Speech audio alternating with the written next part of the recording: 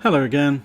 It's been a month since Samsung released the Samsung Galaxy Fold 3 and I've been using mine for a while, and I thought I'd make a video to just go through a few of the good things and bad things and show you some photographs from it and things. Right, so let's get started. Okay, if you have a look up the top there, that's the under display camera. I'm going to start with that. Lots of people on YouTube have been saying it's really terrible and really bad, but on camera you can see it flickering sometimes, but when you're using it you don't notice that flickering at all. Your eyes don't pick that up, the camera's picking it up, and look at the way it blends in. It's really nice. I really enjoy using it. Watching films and shows are much more pleasurable without the black dot, the black circle, or the notch on an iPhone. So I really appreciate that. That's really nice. Instagram now, with the labs, you can make it so it's full screen. I didn't like it last year at all.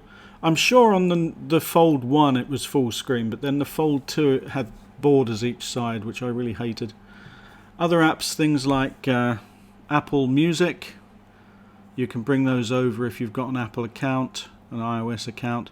Lots of people say that iOS apps are incompatible and they don't work, but Android have their own apps. So things like AirDrop and Find My, you can find file transfer, which works exactly the same way with iOS and Mac devices, and XFI Locator is the same as Find My. Battery on this, don't forget battery is quite subjective. People use the phone for different games, they use it in different ways for different times. But I was getting about 3 days with minimum use. That was on standby and taking a few calls and things and working. 7 AM to late on usual days, and heavy use about 5 hours plus. So the battery hasn't been too bad at all. And I like the way it looks, folds. It reminds me so much of the Fold 1. My wife's still got a Fold 1, and I'll do a comparison video between the Fold 1 and the Fold 3. But as you can see, it's much thinner than last year. It's much lighter. You can feel it's much lighter. You can feel it's more pleasurable to hold as well. It's the same size as the Z Flip 3. There you go. It's maybe a couple of millimeters, but that's all. Whereas last year it was heavy and bulky and squared off, and the edges were very sharp, and I didn't like it at all. So this one's a much better improvement. As you can see, the size here, when you do the Z Flip open, it is about half the size, so it doubles up into a nice sized tablet. Please don't forget to subscribe to the channel. Many of you aren't subscribing. Okay, I'm going to do some camera examples now between the Z Flip, the Z Fold and the iPhone 12 Pro Max. Okay, so have a look at those, enjoy. Let me know in the comments which ones you prefer, okay?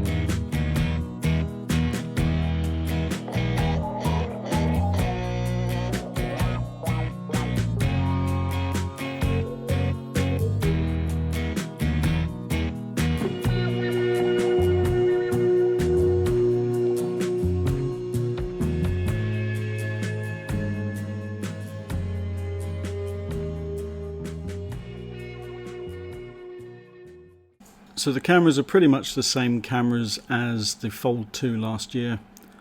10 megapixel on the front and 12 megapixel across the back. 4 megapixel on the under display camera. I'm not going to show you a picture of that. It's very soft, but it's more for video chats and Zoom and things. Overall, I think the Z Flip cameras are much better than the last Z Flip. I think the Z Fold cameras are the same. Right, my final thoughts. I love both the cameras. They're both different in their own ways.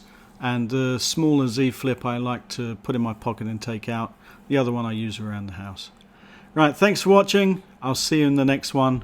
Bye for now.